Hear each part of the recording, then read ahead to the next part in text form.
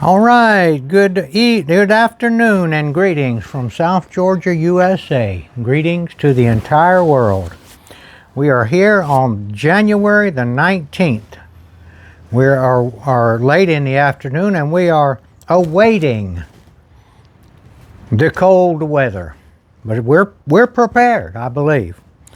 Now I'm going to show you this thing here. This is called a guy named Elliot Coleman invented this type of stirrup hoe. This one here, when I bought it, it's got 3 different heads. This is the smallest one. They're interchangeable.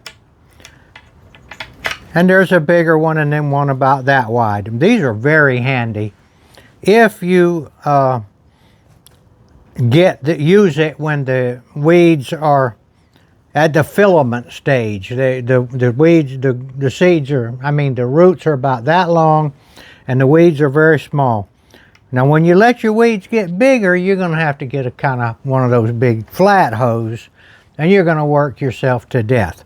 In the long run, growing a smaller garden and taking good care of it with something like this is going to get you more produce and less headache, and you will enjoy your gardening. Now I looked this up. I made a video on this and I couldn't remember the name of it. So I went to Johnny's Seed where I bought it and I couldn't find it.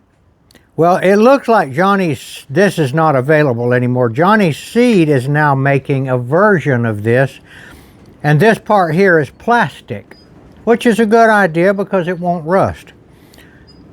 $127. This original one, which I'm sure is 10 years old, it doesn't look like it's available on Johnny's Seed anymore, and I can see why. If they're selling their own version of it, why would they want to sell somebody else's?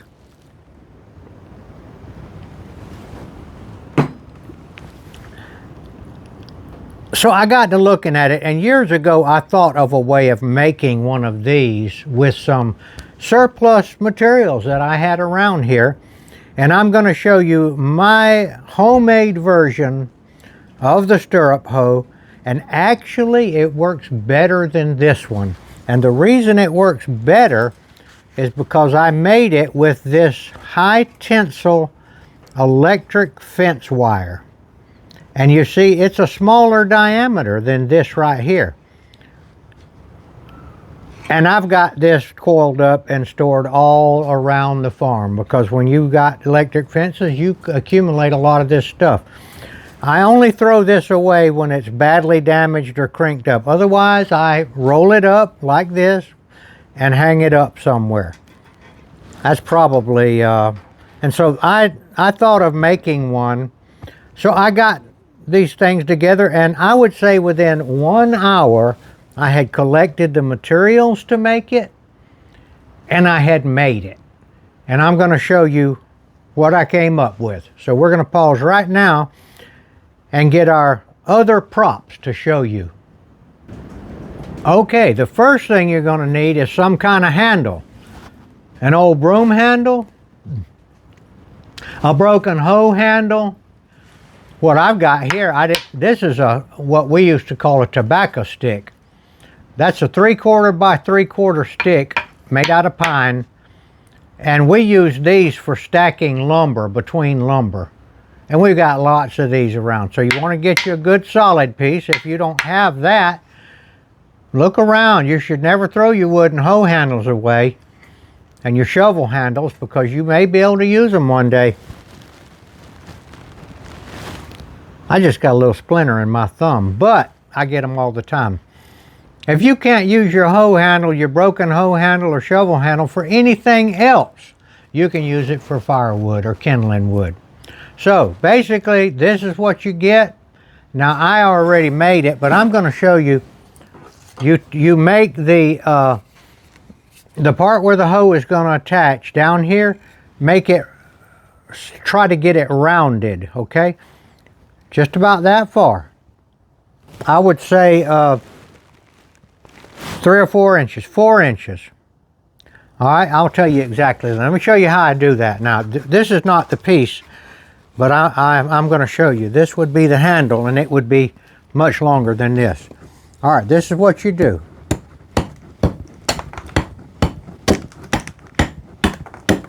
You get one corner.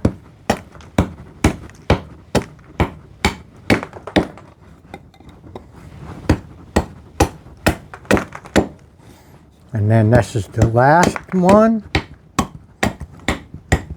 Now this is a good solid piece of wood. And now you go and get the sides a little bit.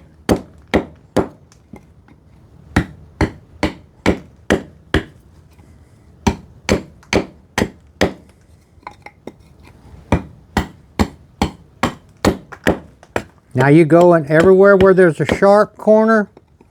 If you see a sharp place, just trim that off and just whittle it down. Don't go too far.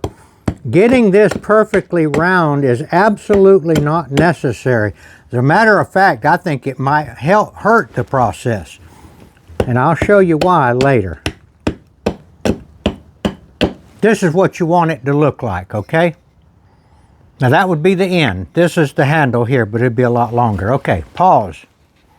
Okay, you're going to get your wire and you're going to cut you about a 20-inch piece off of this, a 20-inch piece.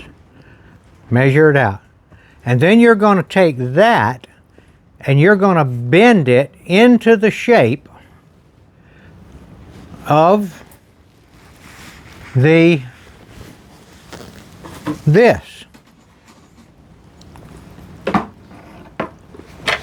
You're going to bend these down like this, and then up here just slightly out, okay?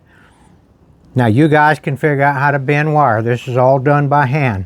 Now this wire that we're working with, you need a good stiff wire, and this electric fence wire is really good. Anything much less stiff than that's not going to be strong enough to make this hoe with, okay? So you're going to bend it. All right, now you're going to take that bent wire. I'm going to undo this so you can see what I've got here.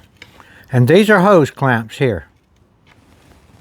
You need to get the right size hose clamps. I can't tell you what they are, but you're just going to have to use your common sense and your manly judgment to figure it out. Most of you guys out there know what a hose clamp is.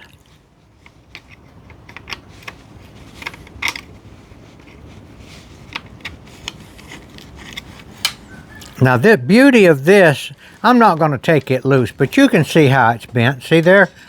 There, and then these guys go up here. And I'll tell you why I'm not going to take it out. These hose clamps actually smash this into the wood so that it would catch really well. And so there's no point in me taking it out.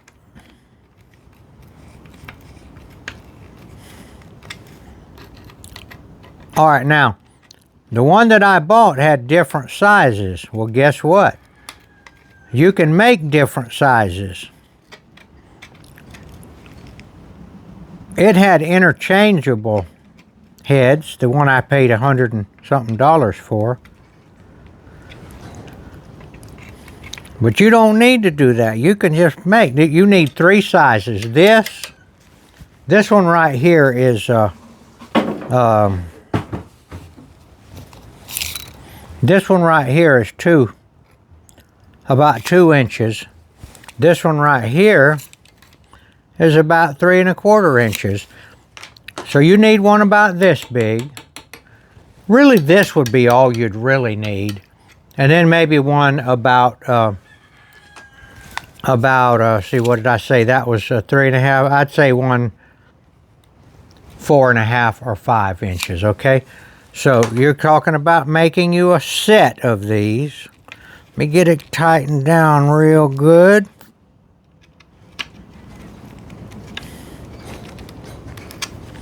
Okay, do I hear the "but it's not round" handle? Do I hear the "it's not round" handle police out there telling me that this is not a round handle? Well, guess what? I like that. It's not going to slip in your hand. I already tried this. Man, there's no problem at all. I'd rather not have it round. You could get you some tools and round it and all. I think you'd be going backwards. This is steady. It's cheap. It's very nice.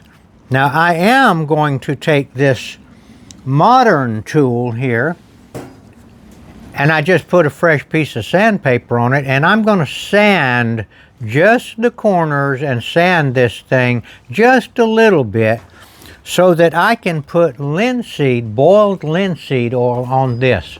And then I will have a tool that if I will keep it oiled every couple of years, it will last a lifetime.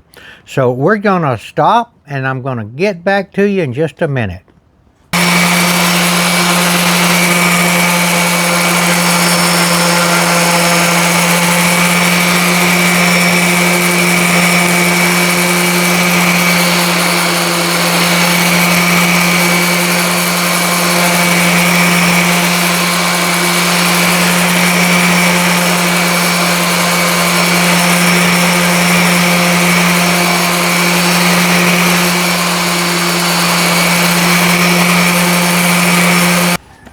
All right, I was just sanding away on that, and it just wasn't doing much, and then I looked down, it had no sandpaper on it. I was sanding it with the rubber pad, so now I got a nice new piece of sandpaper, and it is making dust now. These are hard to line these holes up. Come on now. Let's try to get 3 of them at once. Okay, that's close enough there.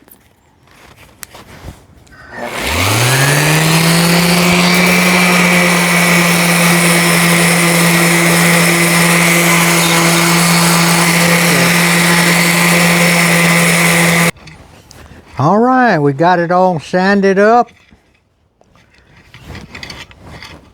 put together.